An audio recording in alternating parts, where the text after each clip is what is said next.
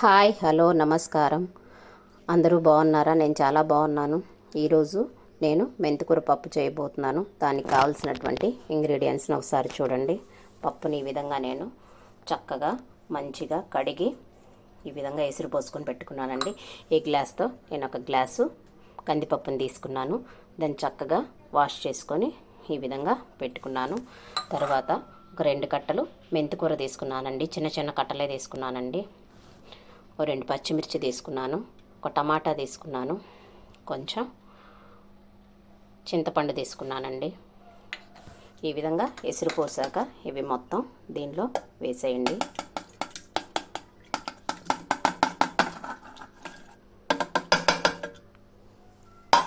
ఇలా చక్కగా అన్నీ కుక్కర్లో వేసేసి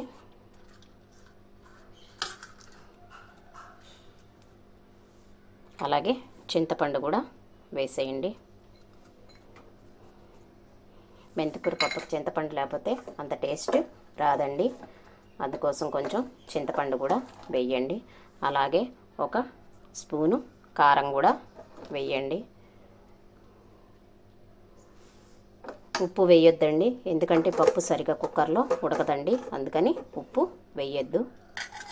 ఇప్పుడు కుక్కర్ని మనం క్లోజ్ చేసుకుందాం.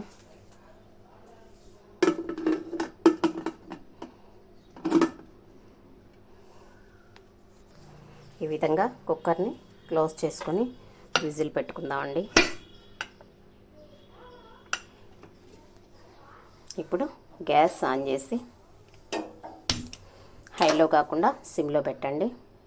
సిమ్లో పెట్టి ఈ కుక్కర్ని దీని మీద పెట్టేసి ఒక 3 విజిల్ వచ్చే వరకు వెయిట్ చేద్దామండి. 3 విజిల్స్ తప్పనిసరిగా రానివ్వాలి, పప్పు బాగా చక్కగా ఉడకాలంటే. ఇదిగో చూడండి, గ్యాస్ మీద చక్కగా ఇది ఉడుకుతుంది. సిమ్లోనే ఉంచుకుంటే మంచిగా ఉడికిద్దండి. పప్పు కూడా చక్కగా ఉడికిద్ది. మీకు వినబడుతుందా? సుయ్ సుయ్ అనేటటువంటి ఒక సౌండ్ వస్తుంది. విజిల్స్ రావడానికి రెడీగా ఉందండి. ఇలా సిమ్లో ఉడికించుకుంటే చక్కగా ఉడికిద్దండి. కారం నేను ముందే ఎందుకు వేసానంటే ఆ కారం యొక్క స్మెల్ తర్వాత వేస్తే కారం వాసన వస్తుందండి. అందుకని ఆ స్మెల్ రాకుండా ఉండడం కోసం నేను ముందే కారాన్ని వేశాను. చింతపండు కూడా చక్కగా స్మాష్ అయిపోయింది. అందుకే నేను ముందే చింతపండు వేశాను. లేదంటే మీకు నచ్చిన విధంగా మీరు తర్వాత అయినా వేసుకోవచ్చు.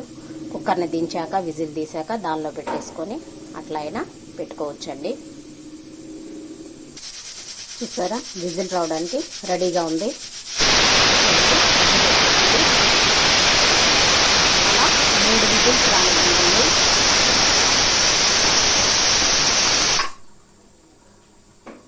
నాకు ఆల్రెడీ ఒక విజిల్ వచ్చేస్తుందండి. ఇంకా 2 విజిల్స్ రావాలి. సెకండ్ విజిల్ కూడా వచ్చేసిందండి.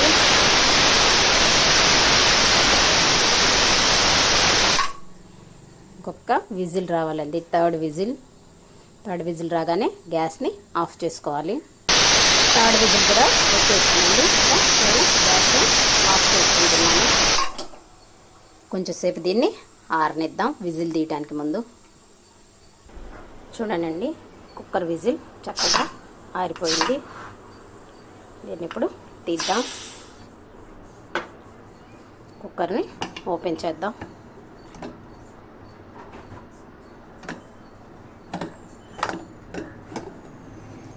చూసారా ఎంత చక్కగా పప్పు ఉడికిపోయిందో. దీన్ని ఇప్పుడు చక్కగా మెదుపుదామండి. ఇలా పప్పు గుత్తిన దాన్ని తీసుకొని దీంతో చక్కగా మెదుపుదాం. ముందుగా దీనిలో కొంచెం సాల్ట్ వేసుకుందాం. రుచికి సరిపడా మీరు ఎంతైతే తింటారో అంత సాల్ట్ వేసుకోండి. మేమైతే కొంచెం తక్కువే తింటామండి. నేను ఇందాక పసుపు వేయడం మర్చిపోయాను. ఇప్పుడు కొంచెం దీనిలో పసుపు వేస్తానండి. చిటికడంతా పసుపు వేయండి. చక్కగా ఈ పప్పు గుర్తుపెట్టి ఇప్పుడు దీన్ని చక్కగా మ్యాష్ చేద్దామండి. ఇట్లా పప్పుని చక్కగా స్మాష్ చేశాక మళ్ళీ కలుద్దాం. సరే, ఈ పప్పు చక్కగా స్మాష్ అయిపోయింది. ఇది మరి థిక్గా ఉందండి. దీనిలో కొంచెం వాటర్ యాడ్ చేద్దాం. యాడ్ చేసి మళ్ళీ దీన్ని ఈ విధంగా కలిపేద్దామండి.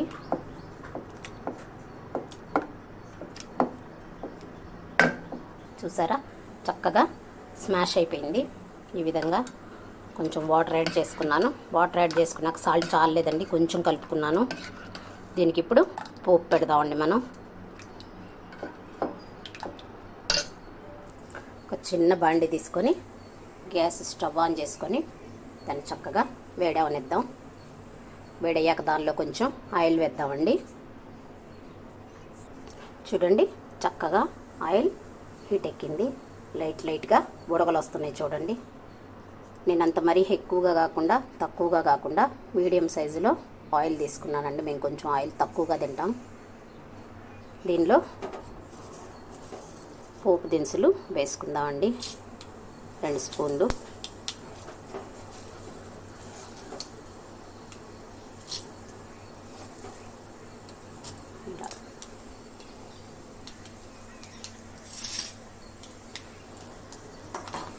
వీటిని కొంచెం ఫ్రై అవనిద్దాం.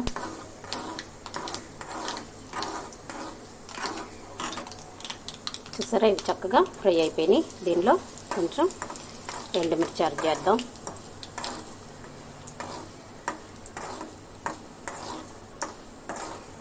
అవి కూడా చక్కగా ఫ్రై అయిపోయాయి. ఇప్పుడు ఆనియన్స్ని యాడ్ చేద్దామండి. ఆనియన్స్ని చక్కగా ఫ్రై అవనిద్దాం.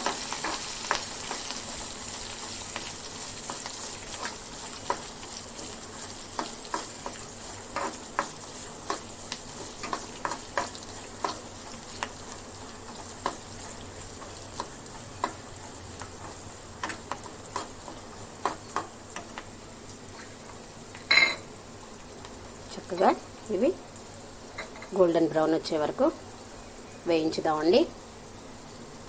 చూసారా, ఉల్లిపాయ సగం వేగిపోయిందండి. మరీ హెవీగా వేయించినా బాగోదండి. దీనిలో ఇప్పుడు కరివేపాకు వేద్దామండి.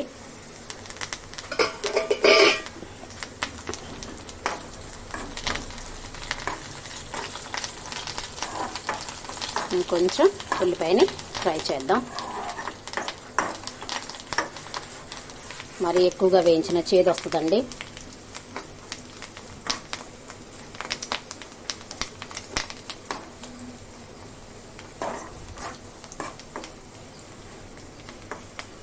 లైట్ బ్రౌన్ కలర్లోకి వచ్చేసిందండి.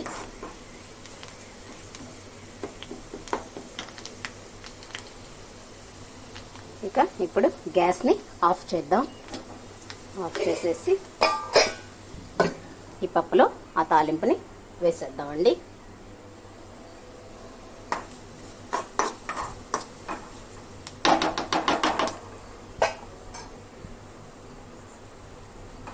ఇలా పైన చక్కగా ఈ తాలింపుని ఇలా వేసేద్దాం.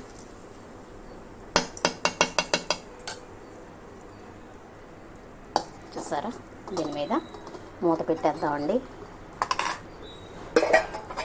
ఇలా మూత పెట్టేద్దాం, వాసన పోకుండా ఉంటుంది. ఈ విధంగా తాలింపును మొత్తం పైన ఇలా అడ్జస్ట్ చేసాం. మనం ఎప్పుడైతే ఈ పప్పుని తినాలనుకుంటామో మొత్తాన్ని కలిపేసుకొని చక్కగా వేసుకొని తింటే చాలా బాగుంటుందండి. ఇలా తాలింపు పెట్టిన బాండిని ఇలా వదిలేస్తే దీనిలో కొంచెం ఆయిల్ వేసుకొని ఉడియాలు వేయించుకోవచ్చు, అప్పడాలు వేయించుకోవచ్చు, ఏదైనా వేయించుకోవచ్చు. నేను క్వాంటిటీ కొంచెం తక్కువ తీసుకున్నానండి. మా ఇంట్లో మెంబర్స్ తక్కువ, మేమున్నది ముగ్గురమే, అందుకోసం నేను క్వాంటిటీ కొంచెం తక్కువ తీసుకున్నా. మీరు ఎక్కువ కావాల్సిన వాళ్ళు నేను ఈ గ్లాస్కి 2 కట్టలు మెంతికూర తీసుకున్నానండి.